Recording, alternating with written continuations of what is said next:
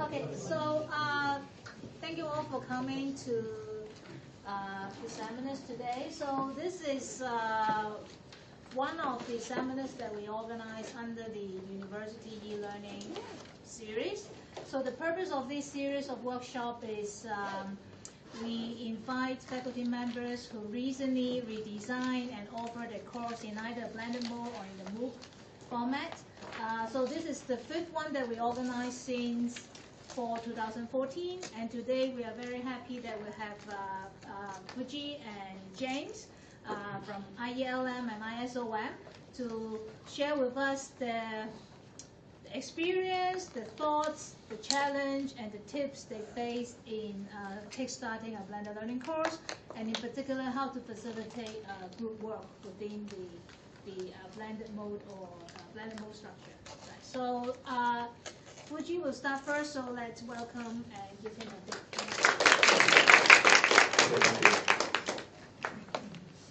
thank you. My name is Fugee Tsung. Currently, I'm the professor and department head of industrial engineering and logistics management. I mean, many years I've been giving many talks, but mostly on research, and sometimes I need to present our department. But this is the first time I've been invited to talk about teaching. So, so I'm going to be honored, and I find out there's no old PPT I can use. So I design from the beginning, which is okay. So I cannot pretend expert. I have some experience. Actually, I only taught it once. And then I want to acknowledge Ms. Fugee Tsung, and she's the teaching associate of that course. So we, in a very short time, need to put together a course. The teaching associate, she's very experienced actually putting out a thought and effort, I acknowledge. The other is Professor Benson Ye. Benson Ye actually is, the last time I attended a seminar by CLT. Benson Ye talked a lot about the blended learning and the flipped teaching. And I kind of been inspired. And I purposely fly to Taiwan and have a longer and a deeper conversation. So actually, I learned more from him. And there is several points actually I'm inspired by him. So I want to acknowledge this too. Okay, I want to talk about something I learned about the teaching, and then in particular on flipped teaching.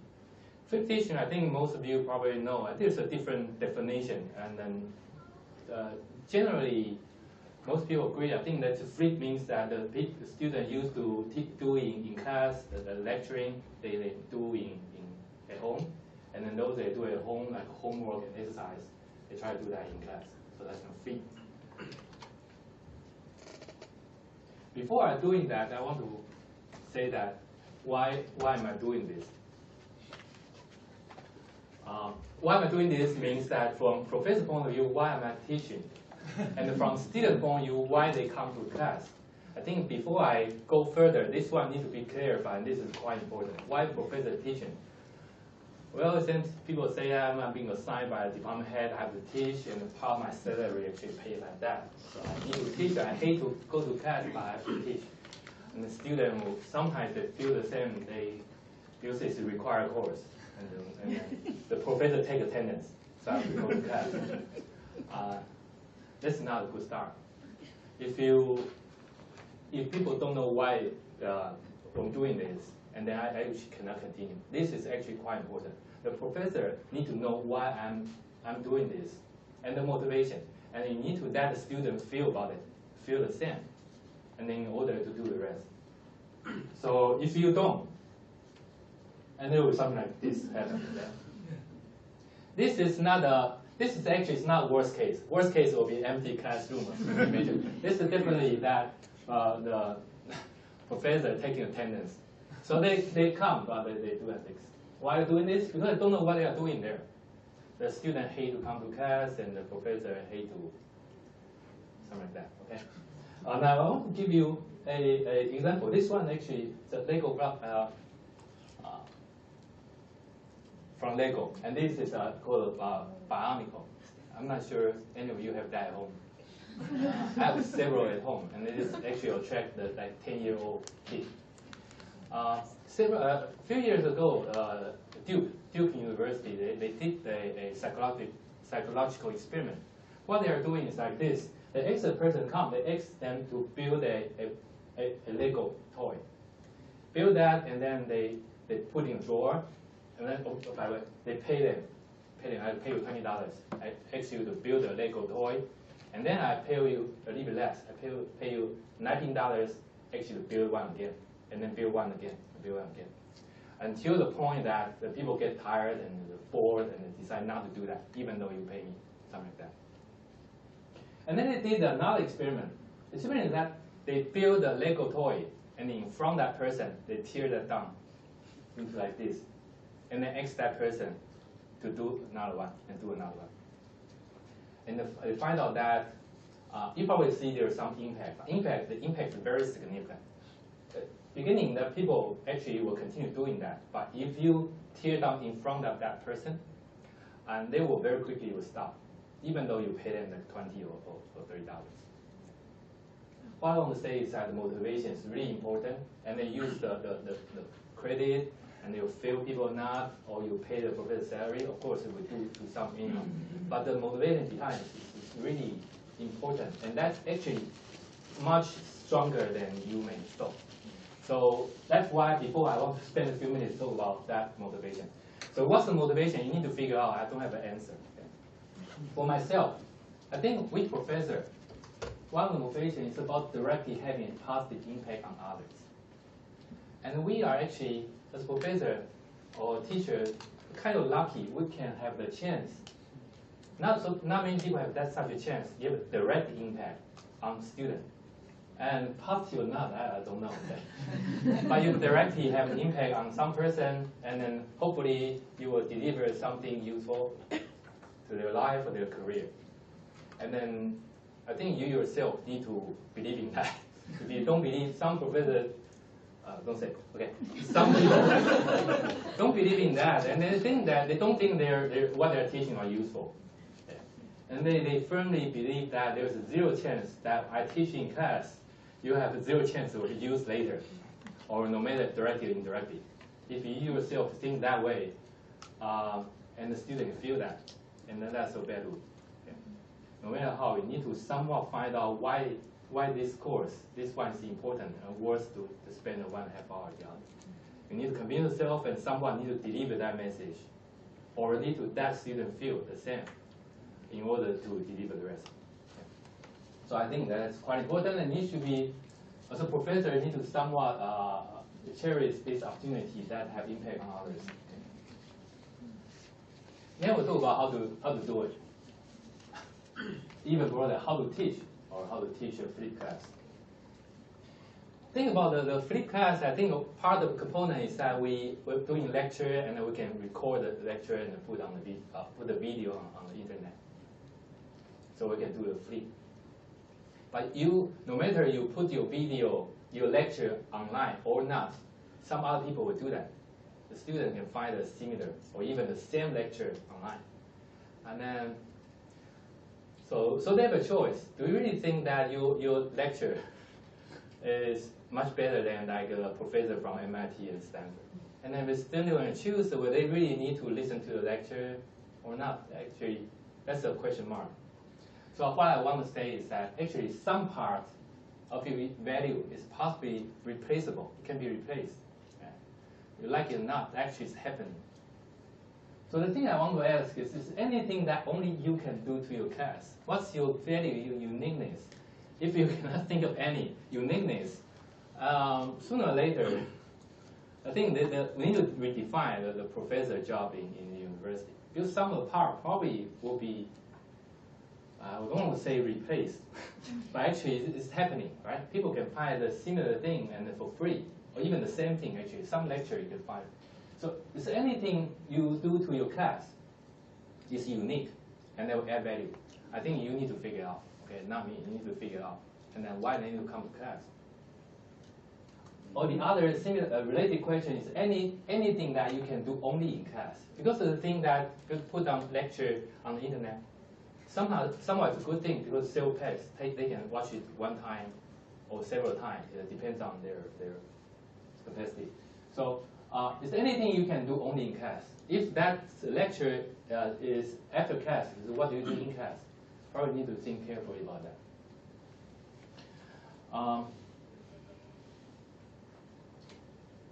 you have your answer. And my thinking is that one of the uniqueness, you probably need to go beyond the lecture. I think that kind of generation is gone. I mean, being a lecturer, which is good, but you need to go beyond that. Can you just by pure lecture teach people how to swim? Or can you just by pure lecture teach people how to play piano? But that's just some extreme example.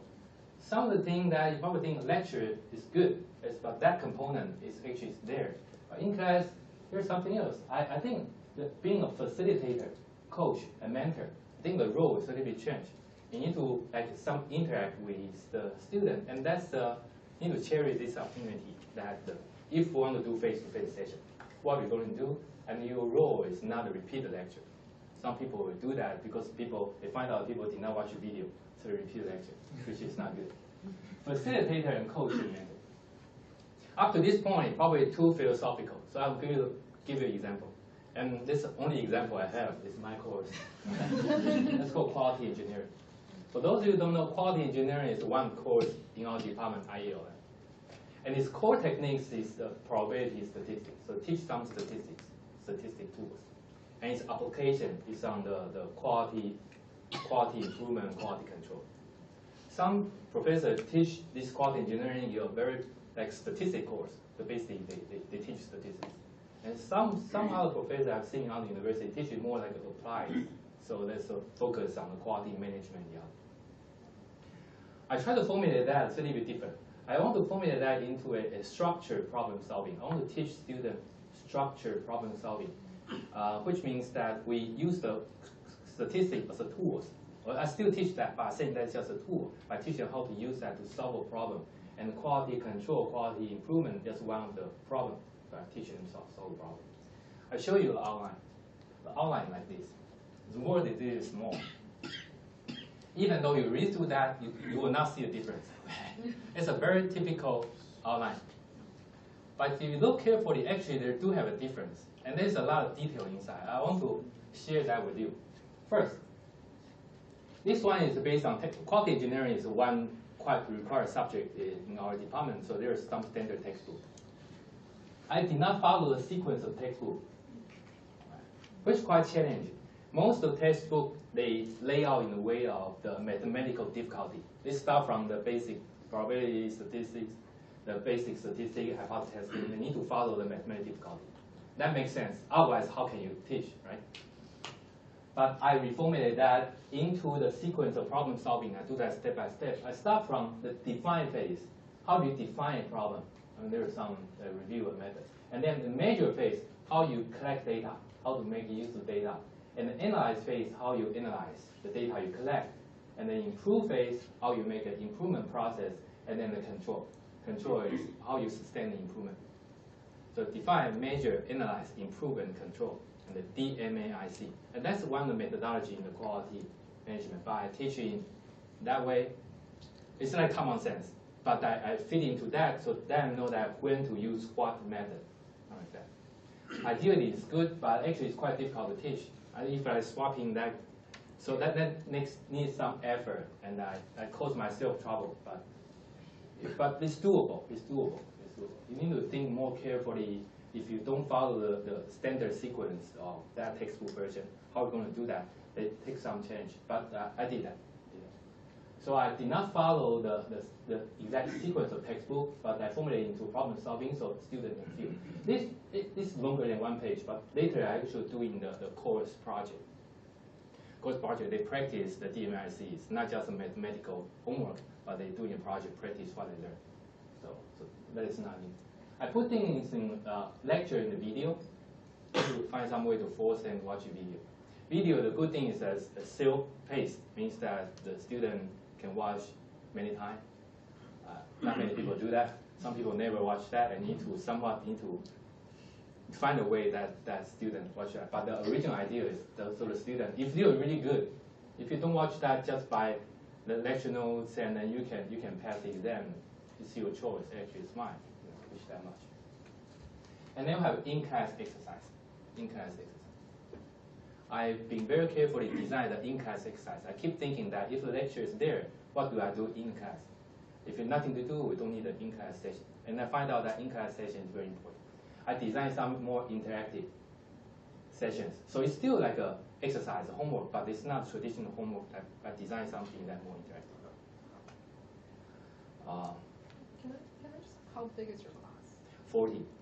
And you cap it at 40? Yeah, for the first time. Yeah. I really cautious.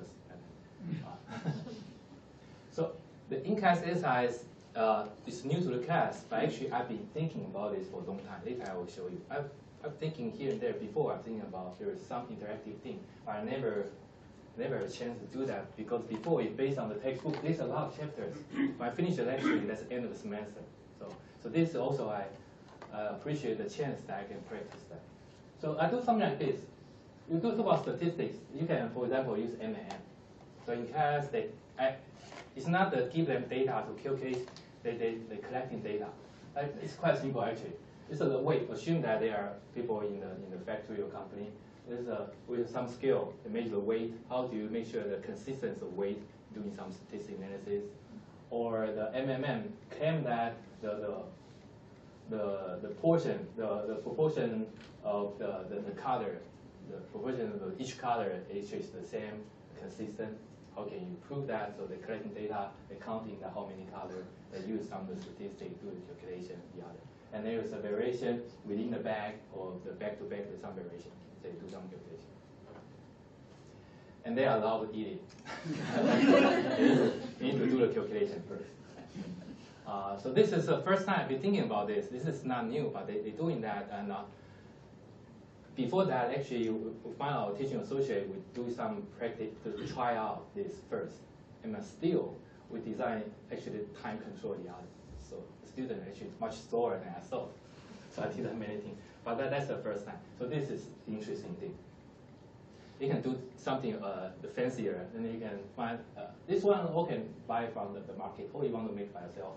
You teach them to do the sampling and some statistics, the normal distribution. You can all use this tool to help out. But of course, you need to be carefully designed in terms of time control and the student interactive side. Show them how to do that, and then they start to, as a group, they do that. And then, to me, I just walk around, frankly. They just walk around and see, and then they play that by themselves. And then I get the immediate feedback, they know it or not. Because if you do homework, sometimes they copy, you don't know. But this is immediately. As a group, the people cannot, some people, they sit there and they sleep, they cannot do that. They need to, as a group. If they don't know, they watch people, how the people do that. But they need to do these kind of statistics, and immediately I know which part they don't know, or which part they actually have the difficulty. So that's a good part, is the directive feedback. And when's the last time you see students smile in your class? So they find it quite interesting, and then they're doing something here and there, and then they do it. Okay? So theoretically, you don't need to assign another homework, but for the first time, still assign. I think I shouldn't, okay? Because they shouldn't double their effort. They're doing lecture at home, but they're doing the exercise in class. Okay, so how do you define success? That means that after that, I think the COT will talk about evaluation, right? So after you're doing this, what's the evaluation? This kind of change will not guarantee the improvement of teaching evaluation. And quite likely it will jeopardize the teaching evaluation. It's quite unfortunate. For me, I'm lucky. Before I've been prepared for that, because you make some change, experimental way to run the course, and for students not get used to that. Sometimes they just simply don't get used to that because it's already in the middle of their years. To me, it's lucky actually. My teaching evaluation actually that course is quite high, and then among all the UG course in my department. But not everyone. I know that because I talk to people that most of them actually possibly be jeopardized. And you're probably saying that, not you, okay, all of you probably interested. But most of the professors heard about this will say, oh, why we need to make change? My teaching evaluation is okay, it's not bad. I know why we need to make change. For that, I need to show one story. This is actually the Taiwan black bear. You can immediately know that because there's a signature here. This is the signature. If you see the white one, it's the Taiwan black bear. There's a story. There's a two-person like camping in the jungle, and then from distance they see a bear running into them. And one person said, "Okay, that must be the Taiwan black bear." And I know that the bear running very fast. So there's a 0 chance that we're going to escape. Okay, we'll be dead. Okay. It looks very cute, but actually they eat people, unfortunately. The other person did not put much. They start to tie the shoelace and they start to run. And that person say, "Hey, why are you running? Why are you prepared running? You know that no matter how fast, you're not faster than the bear." And that person say, "Of course, I know I'm not faster than bear, but as soon as I'm faster than you, I'll be safe." Okay. So this is just a joke. What I want to say is that most people look at the teaching evaluation, they think that, "Oh, I'm okay, I'm higher than average, and that will be fine." And that's quite unfortunate. That's quite unfortunate. You just take a look at that. So what else to take a look? I want to talk about another dimension. This dimension is, I quote an email from a student. Here, I'm not trying to show off that, oh, how great the course is a good evaluation. That's not what I meant. I pick up this because it's something quite interesting and quite unique. This student sent me an email after the class and talk about, "Oh, thank you for teaching." That's already going to be unusual because usually students don't email you about good things. Sometimes with the email, I sometimes will become nervous. Got to have another issue I need to solve. Something like that. Okay, no issues. It's just they're saying that it's really happiest one for me so far. It's quite a unique saying the happiest one. So in our teaching evaluation, it seems that there's no another dimension that measure the happiness. The student happy because they feel that they learn something, there's something useful, and then happy, and they got motivated, and they hopefully they expect to come to class again and again. So I think the happiest, I'm really happy to see this one in particular. They're saying that they feel happy in this class. And this be unusual in many years. I've never seen this kind of comments to be strange. So that's why I will emphasize. You can make a student feel happy, not because, okay, playing a game and they forget what they are learning. What I'm going to say, they know that what they are learning, and they feel that they are doing something useful. And that's quite important. And it requires some of the design. But if you keep that in mind as a criteria for your course, and probably you'll do things a little bit different.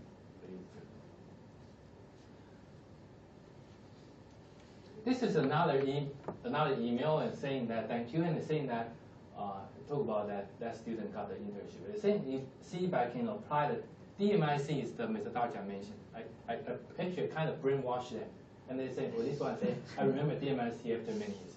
I keep saying that actually, if you need logically, structurally do problem solving, every time you're facing problem, you think about how to define, how to measure, how to analyze, how to improve, how to control. Use some of the statistics you learned in class. And saying, I see if I can apply DMIC or some of the techniques learned in class to internship, so they feel that they can apply that to work, which is quite rewarding. In fact, the student may not actually. It's not that simple to directly apply statistics there. It still requires some experience of that, and then they will facing that challenge and learn that later. But in class, I kind of build up their confidence. They feel that they can solve all the work problems by DMIC. Okay. I keep them feel that way, so they really want to learn. But actually, of course, based on that, they need to learn a little more in order to solve the world problem, all the problems in the Cathay Pacific. But they feel that they are eager to try out the things there. So I think I use this to wrap up that talk. I talk about the motivation. It's so important. So I say it 3 times. The motivation for you to motivation for a student, you need to somewhat convince yourself that you are doing something important, and you need that student know. It's not necessarily verbally. You need that student feel that you are doing something important. I think that's the first step, so that the student can do the rest, come to class. And the format, it really depends. The flip probably suitable for some, probably not necessary for the other. But you do value well. Okay, so I will stop here.